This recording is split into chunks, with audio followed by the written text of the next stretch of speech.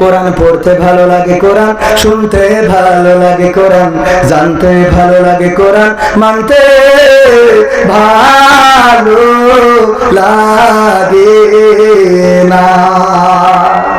ঠিক না বেঠিক? কোরআন পড়তে ভালো লাগে, কোরআন শুনতে ভালো লাগে, কোরআন জানতে ভালো লাগে, কোরআন মানতে ভালো লাগে না। নামাজেতে পড়লে কোরআন মনটা শীতল হয়, কারির তেলাওয়াত শুনিলে প্রাণ জুড়িয়ে যায়। ঠিক না বেঠে? নামাজেতে পড়লে কোরআন মনটা শীতল হয়, কারির তেলাওয়াত শুনিলে প্রাণ জুড়িয়ে যায়। সেই কোরআনের ব্যাখ্যা দিলে কলিজাতে আগুন জ্বলে, বিরোধিতাও চলে কেন তা জানি না। কোরআন পড়তে ভালো লাগে, কোরআন শুনতে ভালো লাগে, কোরআন জানতে ভালো লাগে, কোরআন মানতে ভালো লাগে। কোরআন পড়ে অনেক লোকে শুরু করে দিন, তারা আবার চাই না দেশে কোরআনের আইন। আছে না?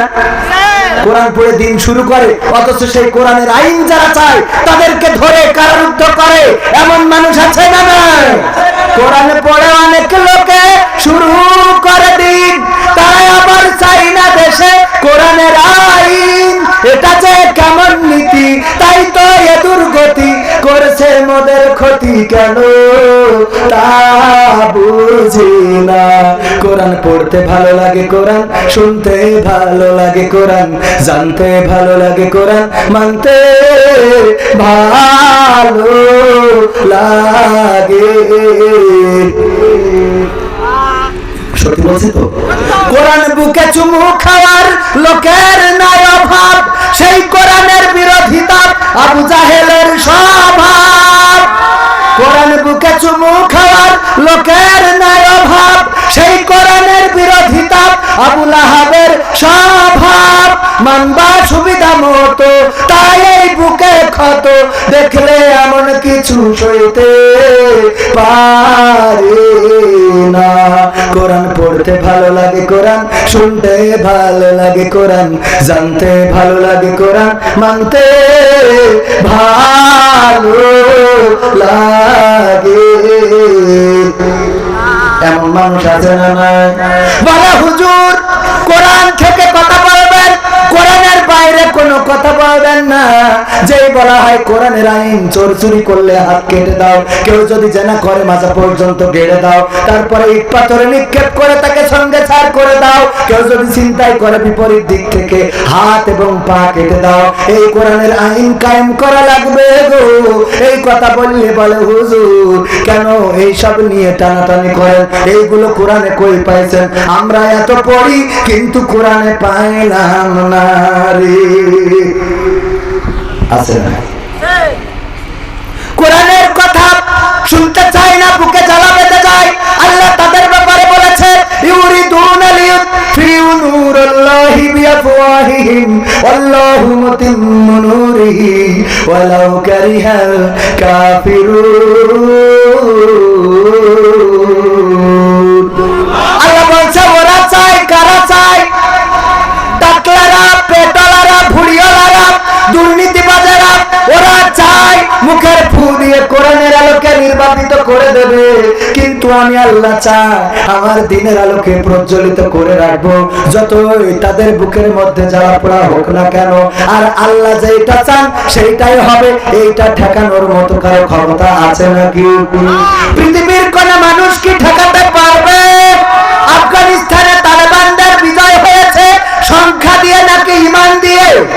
কি দিয়ে? ঈমান দিয়ে বিজয় হয়েছে না হয়নি? বিজয় হয়েছে, এমন বিজয় হয়েছে এখন ইরান এমন গাড়ি বানাচ্ছে যা বিশ্বের অন্যতম শ্রেষ্ঠ গাড়ি। তাদের অর্থের মান বাড়তেছে। ও আমার ভাইরা, কোনদিন সংখ্যাধিক্য দিয়ে মুসলমানের বিজয় আসে নাই। বদরে লড়াই করেছিল, রক্ত ঝরিয়েছিল 313 জন 1000 জনের বিরুদ্ধে। শুধু বিজয় অর্জন করে নাই, বরং আবু জাহেলকে হত্যা করে জাহান্নামে পাঠিয়েছিল। বলেন ঠিক না? উহুদের ময়দানে লড়াই করে, সংগ্রাম করে, উহুদের ময়দানে 3000 জনের বিরুদ্ধে 700 জন লড়াই করেছিল। মুতার প্রান্তরে 3000 লড়াই করেছিল 1 লক্ষ নোমান সৈন্যের বিরুদ্ধে। আল্লাহ রাব্বুল আলামিন তাদের বিজয় দিয়েছে না দেয় নাই? সুতরাং মুসলমানেরা বিজয় আসবে সংখ্যা দিয়ে নয়, বিজয় আসবে ঈমান দিয়ে। সেই ঈমান অর্জন করার দরকার আছে না? তাইলে শেষ কথা, মা বোনদের জন্য নসিহত হলো পর্দার মধ্যে থাকবেন। মা বোনেরা দয়া করে পর্দা তরক করবেন না, স্বামীর কথা শুনবেন। আল্লাহ রাসূল একটুখানি বসেন, মুনাজাতটা নিয়ে যান। আপনাদের কষ্ট হচ্ছে আমি বুঝতে পেরেছি, প্রথমেই আমারও কষ্ট হচ্ছে, একটুখানি মুনাজাতটা নিয়ে যান। শেষ কথা হলো, মা বোনেরা, আল্লাহ রাসূল মেরাজ থেকে এসে বললেন, ওগো মা বোনেরা, ওগো নারীরা, আমি জাহান্নামে যেতে দেখেছি নারীদেরকে বেশি। আল্লাহ রাসূলকে বললেন কোন কারণে? বলল 2টা কারণে। 1 নম্বর, তারা স্বামীর প্রতি অকৃতজ্ঞ হয়, আর 2 নম্বর, তারা বেশি বেশি অভিশাপ দেয়। এই 2টা কারণ থেকে তোমরা মুক্ত থাকবা। আর পুরুষদের জন্য যে কথাটা বলতে চাই, সূরা আসরের যে ব্যাখ্যা শিক্ষা আলোচনা করতে চেয়েছিলাম, সেটা সম্ভব হলো না। আপনাদের অপারগতা, আমার অপারগতা, আমরা ব্যর্থ যে আপনাদের মনের খোরাক পূরণ করতে ব্যর্থ হয়েছি।